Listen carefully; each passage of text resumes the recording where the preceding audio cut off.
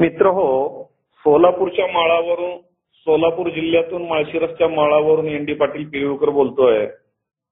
मित्र हो, आपण जमीन कशी असायला पाहिजे, त्यात कोणते पार्टिकल किती असायला पाहिजेत, ह्या प्रकारची असायला पाहिजे, त्या प्रकारची असायला पाहिजे, अशी असू नये, तशी असावी. मात्र एकच आहे, ते आपण जमीन बदलू शकत नाही किंवा पाणी अतिशय चांगल्या क्वालिटीचं थोड्याफार प्रमाणामध्ये पॉलीहाऊस असेल तर आपण आरओ वॉटर वगैरे टाकू शकतो. आहे त्या पाण्यामध्ये आणि आहे या जमिनीमध्ये आपल्याला कशा पद्धतीनं नियोजन करता येईल किंवा आहे आपली ही जमीन याच्यापेक्षा खराब न होता हळूहळू कशी दुरुस्त करता येईल यासाठी आपल्याला 1 नंबर पाणी व्यवस्थापन, 2 नंबर माती व्यवस्थापन, त्याच्यानंतर जीवाणूंचं जमिनीतलं संवर्धन, रासायनिक खतं आपल्याला वापरावेच लागणार आहेत, मात्र त्यांचा समतोल वापर, अशा बऱ्याच गोष्टी आपल्याला करून खूप चांगल्या पद्धतीनं आपल्याला शेती करता येते. मित्र हो, आहे या जमिनी खराब होण्यापाठीमागं म्हणजे खराब झाल्यात म्हणजे काय झालेलं आहे, पीएच वाढतच चाललेला आहे, ईसी डिस्टर्ब होतोय, पाणी जास्त होतंय, जमिनीमध्ये क्षार वाढत आहेत. जमिनीमध्ये क्षार वाढण्यापाठीमागं आपलं पाणी व्यवस्थापन आणि रासायनिक खताच्या मात्रा जबाबदार आहेत. ऑर्गॅनिक कार्बन कमी होतोय. ऑर्गॅनिक कार्बन कमी होतोय याच्या पाठीमागचं कारण जे आहे ते म्हणजे भारतातलं उष्ण तापमान, यामुळे तो कमी होतोय आणि काही गोष्टी आहेत त्यामुळे कमी होतोय. तर याचा वापर करत असताना काही गोष्टींचा आपल्याला थोडासा उहापोहा केला पाहिजे किंवा एक ढोबळ मानानं त्याची चर्चा केली पाहिजे. मित्र हो, रासायनिक खताचा वापर करत असताना बरेचसे लोक म्हणतात की ऑर्गॅनिक कडे चला, ऑर्गॅनिक कडे चला. मात्र ऑर्गॅनिक आपण वाढवल्यानंतर म्हणजेच ॲझोटोबॅक्टर, रायझोबियम, ॲसिटोबॅक्टर, सुडोमोनास फ्लोरेसन्स किंवा सुडोमोनासच्या आणखी काही स्पेशीज असतील, पॅसिलोमायसिस असेल, मायकोरायझा असेल, त्यात एंडोमायकोरायझा, ॲक्टोमायकोरायझा, भरपूर अशा हजारो प्रकारचे उपयुक्त जीवाणू आणि उपयुक्त बुरशी आपल्या जमिनीमध्ये आहेत. मात्र त्या ऑर्गॅनिक कार्बन कमी असल्यामुळे आपल्याला थोडेसे प्रॉब्लेम आहेत. तो मेंटेन करण्याचा आपल्याला प्रयत्न करायचा आहे. तर यासाठी पाणी व्यवस्थापनही आपल्याला चांगल्या पद्धतीने करायला पाहिजे, कारण पाणी आपण अति दिल्यानंतर किंवा खूप मोठे पाऊस झाल्यानंतर आपल्या जमिनीतलं गढूळ पाणी ज्या वेळेला वाहून जातं, म्हणजे जवळपास ऑर्गॅनिक कार्बनच वाहून जातोय आणि तो आपल्या नदीमध्ये जातो, नदीमधून समुद्रामध्ये जातो, तिथून काही वापस आणता येत नाही. तर पाणी अतिवापरामुळे सुद्धा पीएच वाढत चाललेला आहे. तो कसा आहे आपण पुढच्या टप्प्यामध्ये बघू. मात्र रासायनिक खताच्या वापरामुळे कसा पीएच वाढू शकतो का, यावर सुद्धा आपल्याला थोडंफार विचार मंथन केलं पाहिजे. आणि जे आपण विचार मांडले पाहिजेत ते हायली ऍग्रिकल्चर केमिस्ट्री मधले न वापरता ढोबळ मानानं सगळ्यांना कसं समजल याचा सुद्धा कुठेतरी विचार केला पाहिजे. मित्र हो, हे सगळे आपण 13 प्रकारचे खतं सध्या जमिनीमध्ये टाकतोय. याचा काय पीएच वर कसा परिणाम होत असेल का, तर डॉक्टर राजू सर यांनी बऱ्यापैकी आम्हाला समजावून सांगितलं. ते मी तुम्हाला मराठीमध्ये समजावण्याचा प्रयत्न करतोय. त्यांनी खूप सोप्या भाषेमध्ये करून सांगतात, मात्र त्यांची भाषा जरा हिंदी असल्यामुळं एकदम अति खेडेगावामध्ये ज्या वेळेला आम्ही शेतकऱ्यांकडे जायचो त्यावेळेला प्रॉब्लेम यायचा. म्हणून मी त्यांचं ट्रान्सलेशन करून मराठीमध्ये मांडण्याचा हा प्रयत्न करत होतो. तर मित्र हो, नत्र आपण एक वही आणि कागद घेऊन किंवा एकच कागद घेऊन डाव्या बाजूला त्या रकाने आपला जो समास असतो याच्यामध्ये एन, त्याच्या खाली पी आणि के लिहा. NPK, नत्र, स्फुरद, पालाश, नायट्रोजन, फॉस्फरस, पोटॅश असं लिहायचं आणि खाली एक रेघ मारायची आहे. हे झाले आपले प्राथमिक अन्नद्रव्य. त्याच्या खाली लिहायचं आहे खालच्या ओळीला रेघेच्या खाली calcium Ca, magnesium Mg, sulphur S, परत एक रेघ मारायची. त्याच्या खाली लिहायचं आहे zinc Zn, ferrous Fe, Mn, manganese, Cu, copper, Bo, boron, Mo, molybdenum, Cl, chlorine. हे झाले 7 सूक्ष्म अन्नद्रव्य, त्याच्यावर 3 द्वितीय अन्नद्रव्य, त्याच्यावर 3 प्राथमिक अन्नद्रव्य.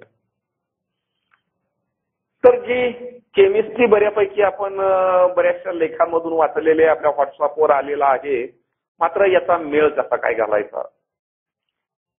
आणि जे आपण N लिहिलेला आहे, आपण हा कागदाच्या डाव्या बाजूला उतरत्या क्रमानं हे सगळे अन्नद्रव्य लिहिलेले आहेत. आपल्याला जगभरामध्ये किंवा ऍग्रिकल्चर केमिस्ट्रीमध्ये न्यूट्रल पीएच जो सांगितलेला आहे तो म्हणजे 6.0 म्हणजे 6 ते 7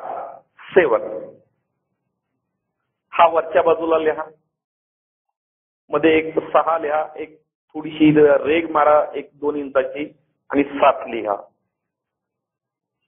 म्हणजे ज्या वेळेला जमिनीचा पीएच 6 ते 7 असतो त्यावेळेला आपण टाकलेले सर्वच्या सर्व खतं किंवा अन्नद्रव्य आपल्या पिकाला मिळतात. एवढंच काय तर zinc sulphate, ferrous sulphate, manganese sulphate, copper sulphate आणि कॅल्शियम सल्फेट म्हणजे जिप्सम हे सुद्धा पिकाला पूर्णपणे मिळतं. मात्र पीएच किती असला पाहिजे 6 to 7, 6 ते 7. आता रासायनिक खतामुळे पीएच कसा वाढू शकतो याबद्दल आपल्याला जर चर्चा करायची म्हटलं तर जे आपण NPK लिहिलेला आहे, मला वाटतं आपण सर्वांनी निळ्या पेननं लिहिलेला असेल तर त्या ठिकाणी एक लाल पेन घ्या किंवा पेन्सिल घ्या किंवा वेगळ्या रंगाचा एक पेन घ्या आणि नायट्रोजनच्या उजव्या डोक्यावर तिरकस निगेटिव्ह लिहा. कारण या सृष्टीमध्ये 2 ते 3 प्रकारचे विद्युत भार असतात. हे विद्युत भार म्हणजे निगेटिव्ह, पॉझिटिव्ह किंवा न्यूट्रल, ज्याला आपण मराठीमध्ये ऋण भार, धन भार किंवा भारविरहित, ज्याला आपण उदासीन असं म्हणतो. तर नायट्रोजनच्या डोक्यावर निगेटिव्ह चिन्ह काढा म्हणजे ऋण भाराचं, ज्याला आपण वजा म्हणतो, वजाबाकी त्याचं चिन्ह काढा. तर नत्र वजा आहे, फॉस्फरस, स्फुरद हे निगेटिव्ह आहे म्हणजे वजा आहे, ऋणभारित आहे. पोटॅश पॉझिटिव्ह आहे, धनभारित आहे म्हणजे अधिक चिन्ह त्याच्या डोक्यावर काढा. विचार करा, फक्त आपण द्राक्ष शेती करतो, मात्र द्राक्षा एवढे सेकंडरी न्यूट्रियन किंवा मायक्रो न्यूट्रियन आपण भाजीपाल्यामध्ये आजही वापरत नाहीये. आणि ज्वारी, गहू, बाजरी, मका हे असले साधे धान्य जे आहेत याला तर आपण अजिबात वापरत नाहीये, आजही वापरत नाहीये. आपण एवढे पुढे जाऊन सुद्धा, शिकून सुद्धा, समजून सुद्धा. डिफिशियन्सी म्हणजे काय हे आपल्याला लक्षात येतंय. उकड्याला काय होतं, वॉटरबेरीज झालं काय होतं, ममिफिकेशन झालं काय होतं, एवढं आपल्याला माहीत असून सुद्धा आपण टाकत नाही. तुम्ही बघा, भारतातल्या सगळ्यात जास्त विकलं जाणारा खत म्हणजे युरिया, निगेटिव्ह केमिकल आहे. युरिया आपण सगळ्यात जास्त वापरतोय. त्याच्यानंतर नंबर लागतो तो म्हणजे सिंगल सुपर फॉस्फेट किंवा डीएपीचा. त्या डीएपी मध्ये सुद्धा नायट्रोजन आणि फॉस्फरस हे, नत्र आणि स्फुरद हे दोन्ही खतं आहेत, दोन्हीही निगेटिव्ह आहेत.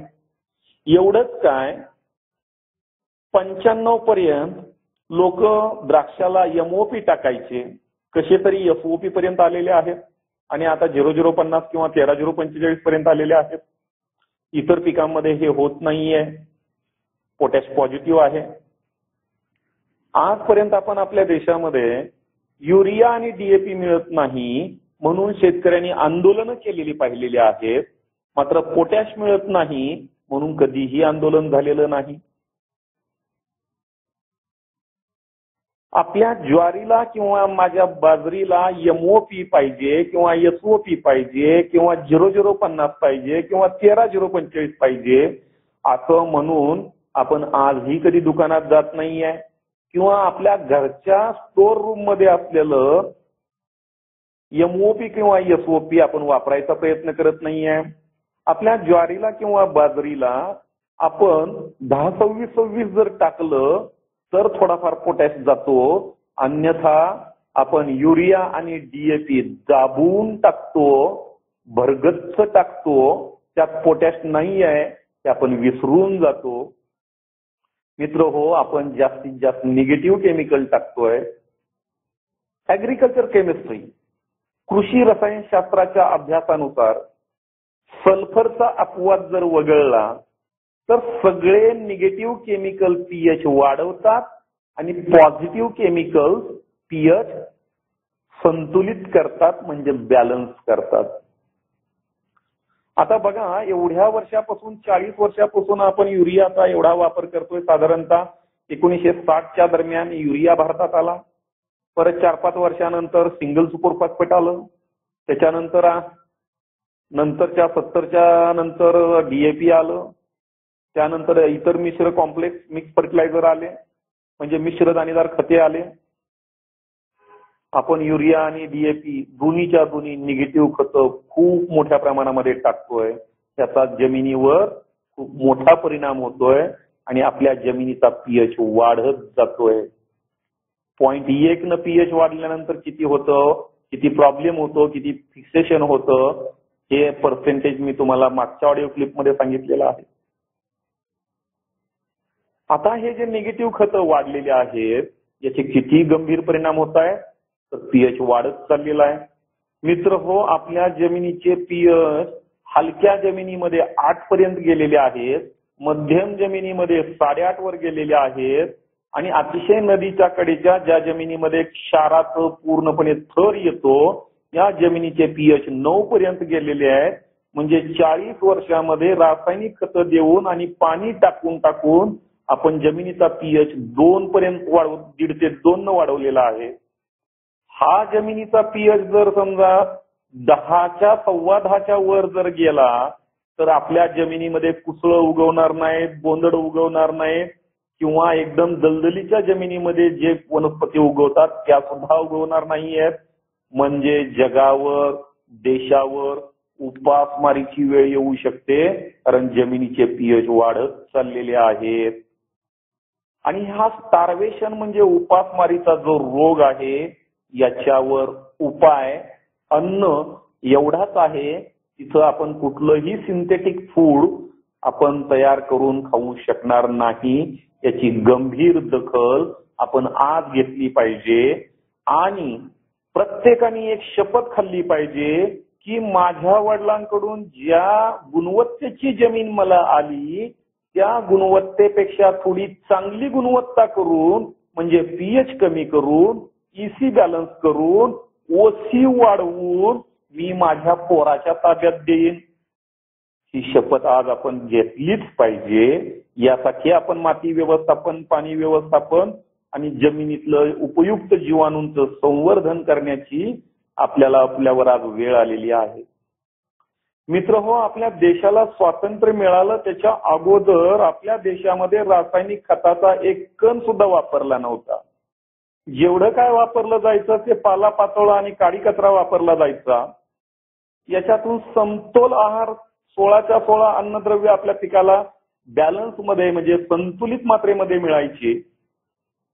आपल्या देशाला स्वातंत्र्य मिळण्यासाठी लाखो लोकांनी आपले जीव दिलेले आहेत. आज देशासाठी मरायचं म्हटलं तरी कुणीही समोर येत नाही, कारण आपण निगेटिव्ह विचार करायला लागलेलो आहे. हे निगेटिव्ह किंवा नकारात्मक विचार आपल्यामध्ये कसा आला आणि कुठून आला हे सुद्धा जरा विचार करण्याची वेळ आलेली आहे. मित्र हो, एक म्हण आहे, राजा तशी प्रजा, राजा तशी प्रजा आणि अन्न तशी बुद्धी. मित्र हो, आपल्याला चांगलं कळतं आपण जे पेरलेलं आहे तेच उगवतं. गहू पेरली तर बाजरी मिळत नाही, बाजरी पेरली तर मका मिळत नाही आणि हरभरा पेरला तर तूर मिळत नाही. हे आपल्याला चांगलं समजतं कारण आपण सर्वजण शेतकरी आहोत. मित्र हो, म्हणजे जे टाकल तेच उगवतं. मग आपल्याला सगळ्या शेतकऱ्यांना की जे आणखी शिकलेले नाहीये किंवा ज्यांचा अभ्यास नाहीये, एक सामाजिक दृष्टिकोन म्हणून आपण त्यांना शिकवलं पाहिजे की आपण आपल्या पिकाला पॉझिटिव्ह टाकलं तर ते पॉझिटिव्ह देणार आहे, निगेटिव्ह टाकलं तर निगेटिव्ह देणार आहे. मित्र हो, खून, मारामाऱ्या, बलात्कार, भ्रष्टाचार, जाळपोळ, लुटालूट हे सगळं जे चाललेलं आहे हे कशामुळं? आपण जमिनीमध्ये जे केमिकल टाकलेले आहेत हे जास्तीत जास्त निगेटिव्ह टाकलेले आहेत. त्यामुळं आपल्या अन्नद्रव्यामध्ये वनस्पती सुद्धा आपल्याला निगेटिव्ह देत आहे. पेरलं ते उगवतंय आणि हे निगेटिव्ह खाऊन खाऊन आपले विचार सुद्धा निगेटिव्ह झालेले आहेत. समोरून आपण जर रस्त्याने चाललेला असलो, एखादा मोटरसायकलवाला आपल्याला आडवा आला तर आपण त्याला लगेच शिवी देतो. आपण असा विचार करत नाही की तो ज्या बाजूने येत होता तिथं मोठा खड्डा होता, तो खड्डा चुकवण्यासाठी तो रॉंग साईडला आला आणि तो आता आपल्या वाटेवर चाललेला आहे. मात्र आपण नकारात्मक विचार करतोय. तर सकारात्मक विचाराची गरज आज आपल्यामध्ये आहे. मित्र हो, हे आपण निगेटिव्ह टाकल्यामुळे निगेटिव्ह विचार करायला लागलेलो आहे, भांडायला लागलेलो आहे, लगेच पटकन राग यायला लागलेला आहे. कारण आपल्या शरीरामध्ये पॉझिटिव्ह घटक खूप कमी आहेत. तुम्ही म्हणाल की आम्ही आमच्या पिकाला भरपूर एसओपी देतो, 0050 देतो, पॉझिटिव्ह येतोय. पण आपण द्राक्ष मित्र हो आपल्या घरी लावून सुद्धा किती खातो? जास्तीत जास्त विकतो. किती फळं खातो आपण? वर्षाला खूपच कमी खातो. म्हणजे जे काय ह्युमन डाईट जे आखून दिलेलं आहे तेवढे ग्रॅम फळं, त्याच्या 1% सुद्धा फळं आज आपण खात नाहीये. आणि ज्वारी, बाजरी, भाकरी, चपाती, तांदूळ, भात ह्या ज्या सगळ्या गोष्टी आहेत ह्या 60% 60% आपल्या अन्नद्रव्यामध्ये आहेत. 20% भाजीपाला आहे आणि 10% मसाला आहे. तर याचा विचार आपण कुठेतरी केला पाहिजे. निगेटिव्ह अन्नद्रव्य आपण जास्त टाकले, जमिनीचा पण पीएच वाढत चाललाय आणि आपले डोके सुद्धा उलटे चालायला लागलेले आहेत. म्हणून मित्र हो, तुम्ही म्हणाल की तुम्ही माणसालाच लागले शिव्या द्यायला. मित्र हो, निसर्गामध्ये जर आपण बारकाईनं जर ऑब्झर्वेशन निरीक्षण केलं तर आपल्याला दिसेल याचा निसर्गावर सुद्धा खूप मोठा परिणाम झालेला आहे.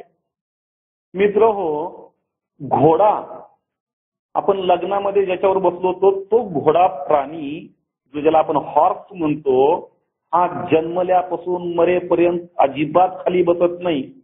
घोड्याचं शिंगरू पिल्लू जन्मल्यानंतर एकदा उभा राहिलं ते मरेपर्यंत अजिबात खाली बसत नाही. मग घोडा आराम कसा करतो? तर तो तुम्ही बारीक निरीक्षण करा. तो 3 पायावर उभा असतो, 1 पाय वर घेतो, परत तो टेकवतो, दुसरा वर घेतो. अशा पद्धतीनं तो आराम करतो. आयुष्यभर घोडा खाली बसत नाहीये. मात्र आपण निगेटिव्ह सगळं टाकून टाकून जमिनीमध्ये तो काय चारा खायला लागलेला आहे घोडा, तर घोडं खाली बसायला लागलेलं आहे, कुत्रं मालकाला चावतंय. अशी परिस्थिती आपल्या देशामध्ये निर्माण झालेली आहे, नव्हे जगभरामध्ये निर्माण झालेली आहे. तर आपला विषय चालला होता की केमिकल फर्टिलायझरमुळे पीएच कसा काय बॅलन्स होतो का, वाढतो का, कमी होतो? तर potash positive, calcium positive, magnesium positive, गंधक सल्फर निगेटिव्ह. हे आपण 6 अन्नद्रव्य बघितले. त्या 6 अन्नद्रव्यामध्ये नायट्रोजन निगेटिव्ह, फॉस्फरस निगेटिव्ह आणि सल्फर निगेटिव्ह म्हणजे 3 निगेटिव्ह आहेत. पोटॅश पॉझिटिव्ह, कॅल्शियम पॉझिटिव्ह आणि मॅग्नेशियम पॉझिटिव्ह म्हणजे हे 3 पॉझिटिव्ह आणि 3 निगेटिव्ह. पुढं मायक्रोन्युट्रिएंट मध्ये ज्यावेळेला आपण जाऊ त्यावेळेला झिंक जास्त पॉझिटिव्ह आहे, Fe फेरस पॉझिटिव्ह आहे, मंगल मॅग्नीज पॉझिटिव्ह आहे, कॉपर पॉझिटिव्ह आहे. म्हणजे झिंक, फेरस, मॅग्नीज आणि कॉपर हे धनभारित म्हणजे अधिक आहेत. बोरॉन निगेटिव्ह, मॉलिब्डेनम निगेटिव्ह आणि क्लोरीन निगेटिव्ह. किती झाले आता मायक्रोन्युट्रिएंट मध्ये? 4 पॉझिटिव्ह आणि 3 निगेटिव्ह. म्हणजे एकूण जर आपण बघितलं तर आपल्या पिकाला किंवा आपल्या जमिनीमध्ये आपण 13 खतं टाकतो. त्या 13 खतामध्ये 7 पॉझिटिव्ह आहेत आणि 6 निगेटिव्ह आहेत. आणि न्यूट्रल पीएच किती असतो? 6 ते 7. याचा समतोल वापर आपल्या जमिनीमध्ये झाला म्हणजे आपल्या जमिनीचा पीएच 6 ते 7, 6 to 7 येतो. त्यालाच न्यूट्रल पीएच असं शास्त्रज्ञ किंवा केमिस्ट्री म्हणजेच रसायनशास्त्र सांगतो. तुम्ही म्हणाल की बाबा आता सगळा समतोल खतं टाकायचे, मातीचा नमुना काढायचा आणि तो प्रयोगशाळेमध्ये तपासायचा. आपल्या जमिनीचा पीएच 6 ते 7 आला पाहिजे. मात्र मित्र हो, असं होणार नाही. याचं कारण असं आहे की जेवढे वर्ष आपण निगेटिव्ह केमिकल टाकले, जेवढे वर्ष आपण पाण्याचा अतिरेक केला, जेवढे वर्ष पीएच वाढायला लागलेले आहेत, या वर्षीपासून सर्वच्या सर्व गोष्टी तंतोतंत आपण केल्यानंतर जेवढे वर्ष पीएच वाढायला लागला तेवढे वर्ष पीएच कमी व्हायला लागणार आहे. आता 7 पॉझिटिव्ह मधून 6 निगेटिव्ह मायनस करा. किती आला? 1 आला. तो 1 म्हणजे पॉझिटिव्ह आहे किंवा निगेटिव्ह आहे? तर तो 1 पॉझिटिव्ह आला. आणि आपल्याला ईसी किती पाहिजे? जवळपास 0.8 ते 1 पाहिजे. म्हणजे पीएच बॅलन्स ज्या वेळेला होतो त्यावेळेला ईसी सुद्धा आपोआप बॅलन्स बऱ्यापैकी होत असतो, एक ढोबळमानाने. आणि मागे कुणीतरी लिहिलेलं होतं अगोदर आपल्या व्हॉट्सअपच्या ग्रुपमध्ये, जमिनी माती परीक्षणामध्ये पहिल्या 4 टेस्ट महत्वाच्या आहेत. मी हे 1994 पासून खेडोपाडी जाऊन शेतकऱ्यांना सांगतोय, लिहून देतोय. पहिला पीएच, दुसरा ईसी आणि तिसरा म्हणजे ओसी. एक दिवशी एवढी ओसीवर चर्चा चालली होती, एवढी ओसीवर चर्चा चालली होती आणि ओसी म्हणता म्हणता माझ्या बाजूला एक टेबलवर माणूस बसला होता. त्याच्या हातात ओसीची बाटली होती आणि ओसी किती पाहिजे म्हटलं तर त्यानं सांगितलं 42.8%. लगेच मी तुमच्यावर 42.8% म्हणून लिहिलं. कारण तुम्ही कोण 40 लिहित होतं, एक जणानं 45 लिहिलं आणि कोणतरी 50 लिहिलं. म्हणून एक्झॅक्ट फिगर किती असावी म्हणून सांगितलं की 42.8%. तर तो ओसी मित्र हो, मी गमतीनं एक ओसी नावाचा अल्कोहोलचा ब्रँड आहे, एक लिकरचा ब्रँड आहे, तो मी गमतीनं लिहिलेला होता. मी प्रत्येक माझ्या मीटिंगमध्ये थोडासा विरंगुळा म्हणून हा एक जोक करतो आणि नेमकं त्यावेळेला तो मी जोक टाकला आणि परफेक्टली 42.8% म्हणून एक दोघांनी मला प्रश्न पण विचारला, पण मी आपलं गप्प बसलेलो होतो. हा ओसी म्हणजे ऑर्गॅनिक कार्बन, त्याच्यावर भरपूर चर्चा झालेली आहे. हा ओसी बद्दल काही माझ्याकडे एक 5 वर्षाचा ट्रायल डाटा आहे, लॅब रिपोर्ट्स आहेत. कॉन्सन्ट्रेटेड ऑर्गॅनिक कार्बन अशा पद्धतीनं टेम्पररी कॉन्सन्ट्रेटेड ऑर्गॅनिक कार्बन याचे प्रयोग करतोय. साधारणतः नाशिक जिल्ह्यामध्ये, सांगली जिल्ह्यामध्ये माझे बरेचसे कस्टमर आहेत, त्याचा त्यांनी वापर केलेला आहे. मात्र काही लॅब रिपोर्ट आणखी आपण नवीन जनरेट करून, नवीन ट्रायल करून नंतर आपण पुढच्या वर्षी आपण त्याचा काही ट्रायल्स आपल्याला करता येत आहेत का, आणि केवळ ट्रायल्स नाही तर त्याचा लॅब ट्रायल्स रिपोर्ट तयार करून किंवा कंट्रोल लाईन ठेवून प्रोटिगेशन करून कसा रिझल्ट होतोय त्याचा आपल्याला एक वेगळा विषय मांडणार आहे, तुम्ही आता घेत नाहीये. तर अशा पद्धतीनं पीएच, ईसी आणि ओसी जर आपण व्यवस्थित केला तर बऱ्यापैकी आपल्याला काम करता येतं. त्याच्यामध्ये भरपूर स्कोप आहे आणि आपल्या देशाचं वातावरण, आपल्या प्रत्येक वेगळ्या वेगळ्या टाईपच्या याच्यामध्ये आपण द्राक्ष करतोय, वेगळे वेगळे फळ पिकं करतोय आणि अतिशय सक्सेस आहे. क्वालिटी आणि क्वांटिटी आपल्या एवढी दुनियेत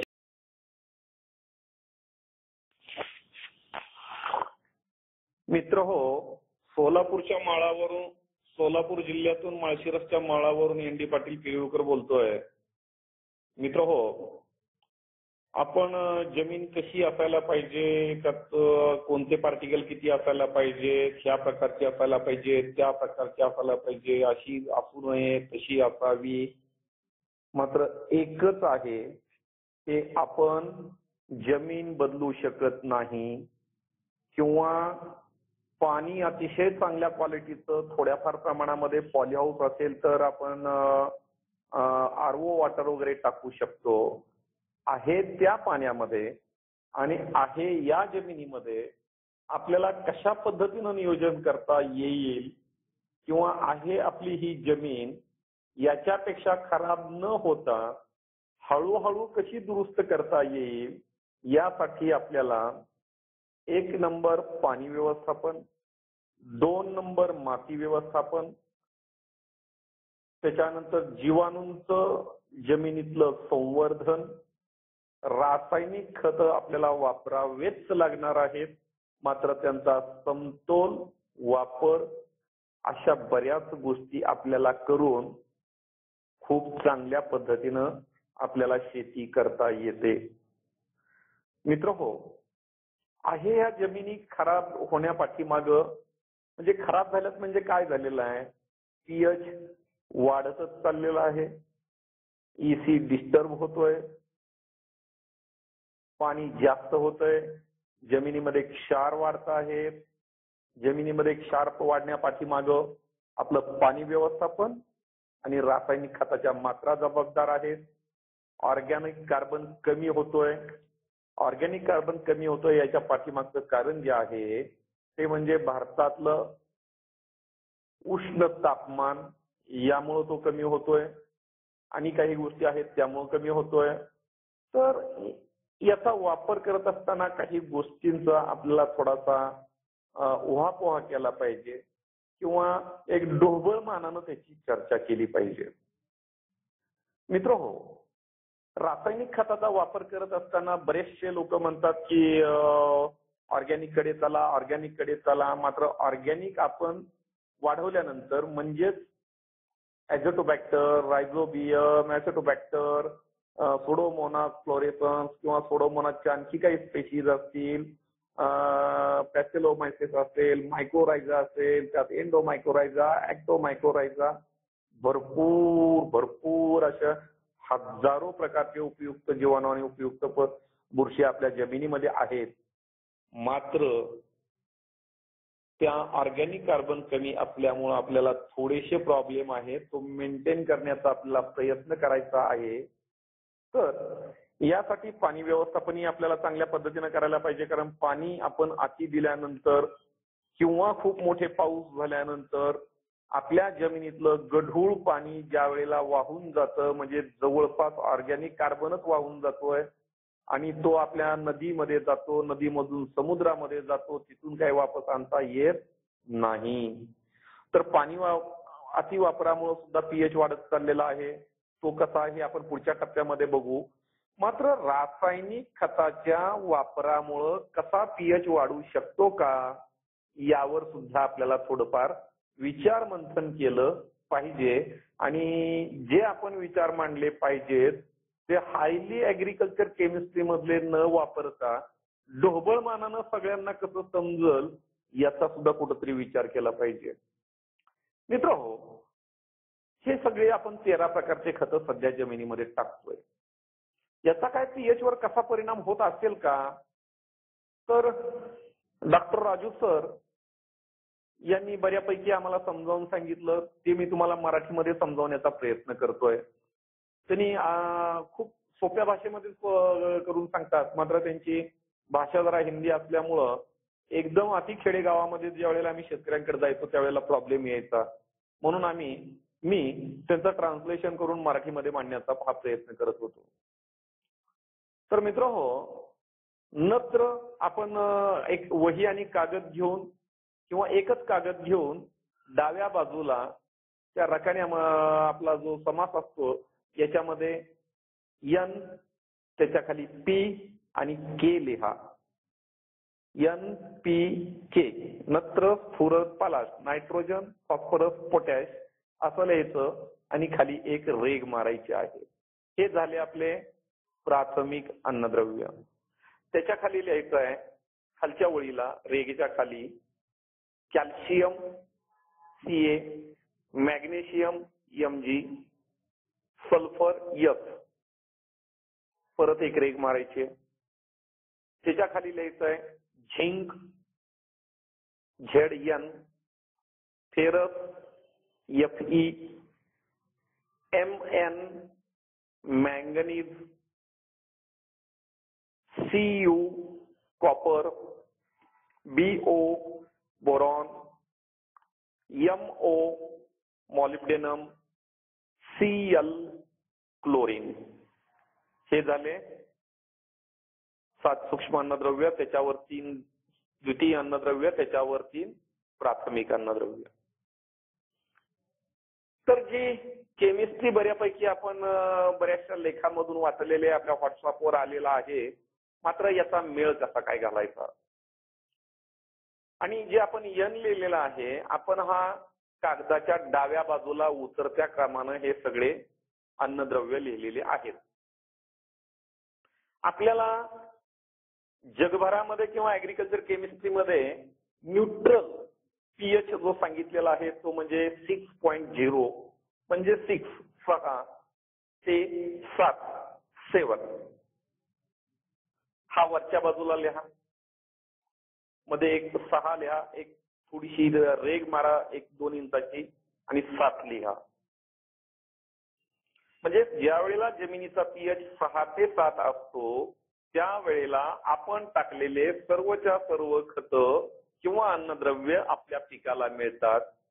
एवढंच काय तर zinc sulphate, ferrous sulphate, manganese sulphate, copper sulphate आणि कॅल्शियम सल्फेट म्हणजे जिप्सम हे सुद्धा पिकाला पूर्णपणे मिळतं. मात्र पीएच किती असला पाहिजे 6 to 7, 6 ते 7. आता रासायनिक खतामुळे पीएच कसा वाढू शकतो याबद्दल आपल्याला जर चर्चा करायची म्हटलं तर जे आपण NPK लिहिलेला आहे, मला वाटतं आपण सर्वांनी निळ्या पेननं लिहिलेला असेल तर त्या ठिकाणी एक लाल पेन घ्या किंवा पेन्सिल घ्या किंवा वेगळ्या रंगाचा एक पेन घ्या आणि नायट्रोजनच्या उजव्या डोक्यावर तिरकस निगेटिव्ह लिहा. कारण या सृष्टीमध्ये 2 ते 3 प्रकारचे विद्युत भार असतात.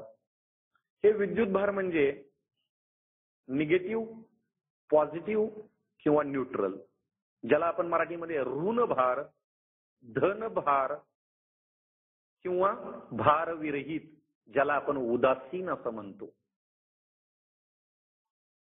तर नायट्रोजनच्या डोक्यावर निगेटिव्ह चिन्ह काढा म्हणजे ऋण भाराचं, ज्याला आपण वजा म्हणतो, वजाबाकी त्याचं चिन्ह काढा. तर नत्र वजा आहे, फॉस्फरस, स्फुरद हे निगेटिव्ह आहे म्हणजे वजा आहे, ऋणभारित आहे. पोटॅश पॉझिटिव्ह आहे, धनभारित आहे म्हणजे अधिक चिन्ह त्याच्या डोक्यावर काढा. विचार करा, फक्त आपण द्राक्ष शेती करतो, मात्र द्राक्षा एवढे सेकंडरी न्यूट्रियन किंवा मायक्रो न्यूट्रियन आपण भाजीपाल्यामध्ये आजही वापरत नाहीये. आणि ज्वारी, गहू, बाजरी, मका हे आपले साधे धान्य जे आहेत याला तर आपण अजिबात वापरत नाहीये, आजही वापरत नाहीये. आपण एवढे पुढे जाऊन सुद्धा, शिकून सुद्धा, समजून सुद्धा. डिफिशियन्सी म्हणजे काय हे आपल्याला लक्षात येतंय. उकड्याला काय होतं, वॉटरबेरीज झालं काय होतं, ममिफिकेशन झालं काय होतं, एवढं आपल्याला माहीत असून सुद्धा आपण टाकत नाही. तुम्ही बघा, भारतातल्या सगळ्यात जास्त विकलं जाणारा खत म्हणजे युरिया, निगेटिव्ह केमिकल आहे. युरिया आपण सगळ्यात जास्त वापरतोय. त्याच्यानंतर नंबर लागतो तो म्हणजे सिंगल सुपर फॉस्फेट किंवा DAPचा. त्या डीएपी मध्ये सुद्धा नायट्रोजन आणि फॉस्फरस हे नत्र आणि स्फुरद हे दोन्ही खतं आहेत, दोन्हीही निगेटिव्ह आहेत. एवढंच काय 95 पर्यंत लोक द्राक्षाला एमओपी टाकायचे, कसे तरी एफओपी पर्यंत आलेले आहेत आणि आता 0050 किंवा 13045 पर्यंत आलेले आहेत. इतर पिकांमध्ये हे होत नाहीये, पोटॅश पॉझिटिव्ह आहे. आजपर्यंत आपण आपल्या देशामध्ये युरिया आणि डीएपी मिळत नाही म्हणून शेतकऱ्यांनी आंदोलनं केलेली पाहिलेली आहेत, मात्र पोटॅश मिळत नाही म्हणून कधीही आंदोलन झालेलं नाही. आपल्या ज्वारीला किंवा माझ्या बाजरीला एमओपी पाहिजे किंवा एसओपी पाहिजे किंवा 0050 पाहिजे किंवा 13045 पाहिजे असं म्हणून आपण आजही कधी दुकानात जात नाहीये किंवा आपल्या घरच्या स्टोर रूम मध्ये असलेलं एमओपी किंवा एसओपी आपण वापरायचा प्रयत्न करत नाहीये. आपल्या ज्वारीला किंवा बाजरीला आपण 10-26-26 जर टाकलं तर थोडाफार पोटॅश जातो, अन्यथा आपण युरिया आणि डीएपी दाबून टाकतो, भरगच्च टाकतो, त्यात पोटॅश नाही आहे ते आपण विसरून जातो. मित्र हो, आपण जास्तीत जास्त निगेटिव्ह केमिकल टाकतोय.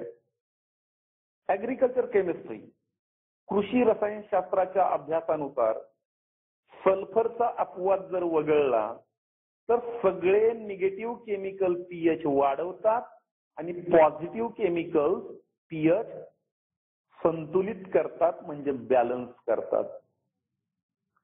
आता बघा, एवढ्या वर्षापासून 40 वर्षापासून आपण युरियाचा एवढा वापर करतोय. साधारणतः 1960च्या दरम्यान युरिया भारतात आला, परत 4-5 वर्षानंतर सिंगल सुपर फॉस्फेट आलं, त्याच्यानंतर नंतरच्या 70च्या नंतर डीएपी आलं, त्यानंतर इतर मिश्र कॉम्प्लेक्स मिक्स फर्टिलायझर आले, म्हणजे मिश्र दाणेदार खते आले.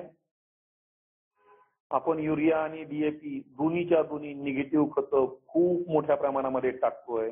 त्याचा जमिनीवर खूप मोठा परिणाम होतोय आणि आपल्या जमिनीचा पीएच वाढत जातोय. 0.1 न पीएच वाढल्यानंतर किती होतं, किती प्रॉब्लेम होतो, किती फिक्सेशन होतं, हे पर्सेंटेज मी तुम्हाला मागच्या ऑडिओ क्लिपमध्ये सांगितलेलं आहे. आता हे जे निगेटिव्ह खतं वाढलेले आहेत याचे किती गंभीर परिणाम होत आहे, तर पीएच वाढत चाललेला आहे.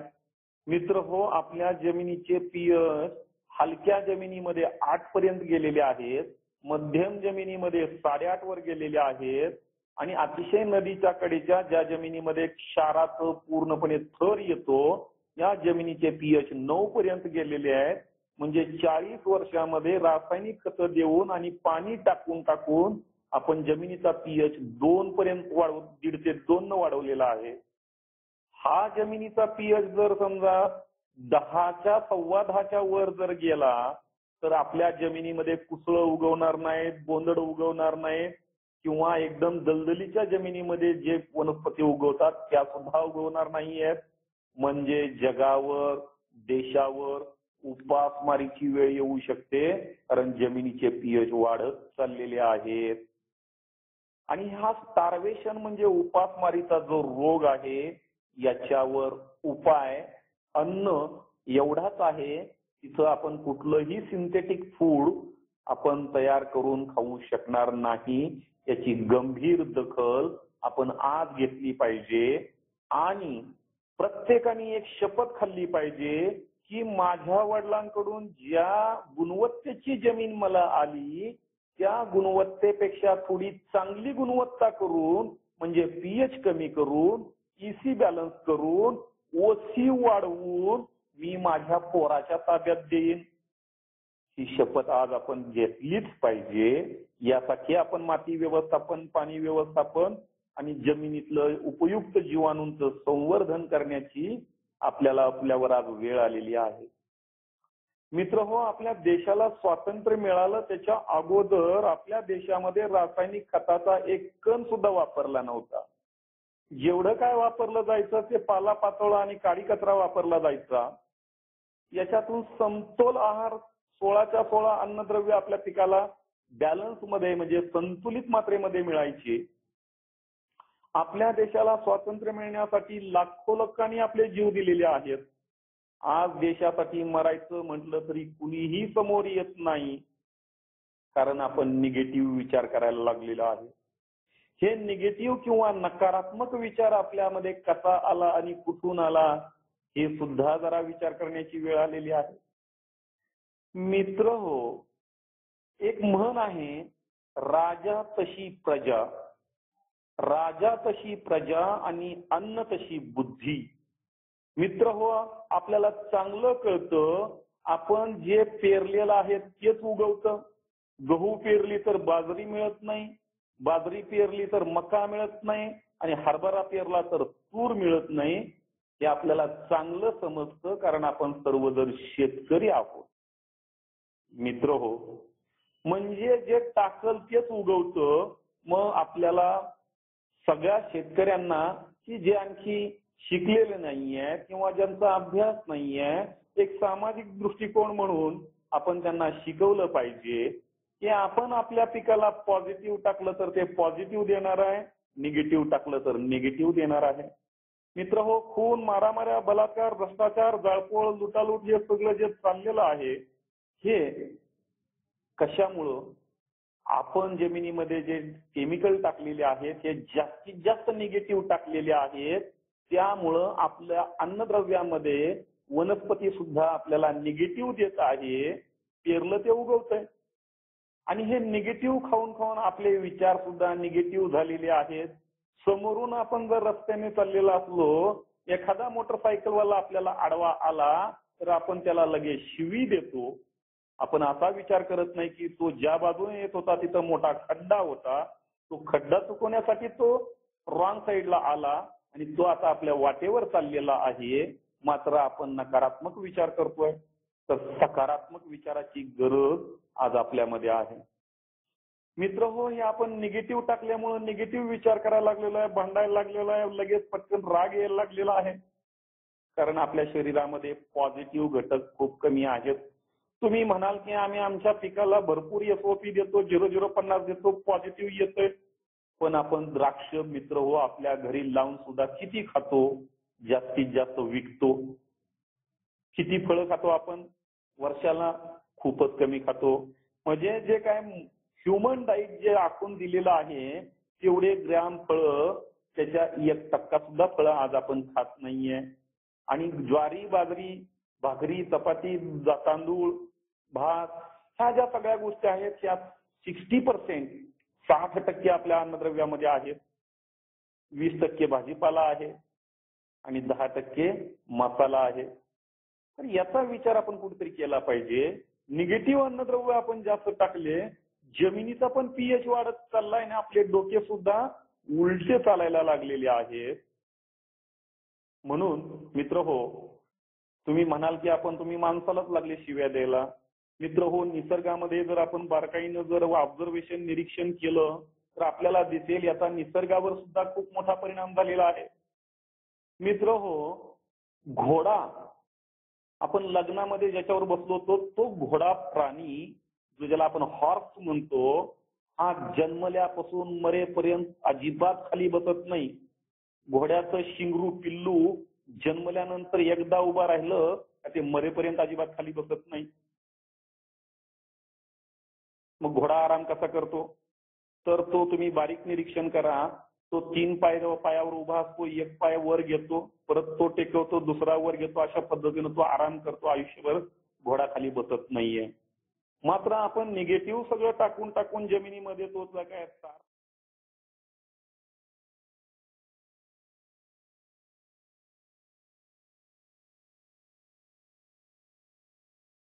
जगभरामध्ये क्वचितच कुठेतरी घेतली जात असावी. मात्र आपण अजिबात कमी नाहीये हे आपल्याला मला मुद्दाम सांगावंसं वाटतं. थोडेफार काही प्रयत्न केले तर आणखी आपण कितीतरी पट पुढे जाणार आहोत यात मात्र शंका नाही. धन्यवाद.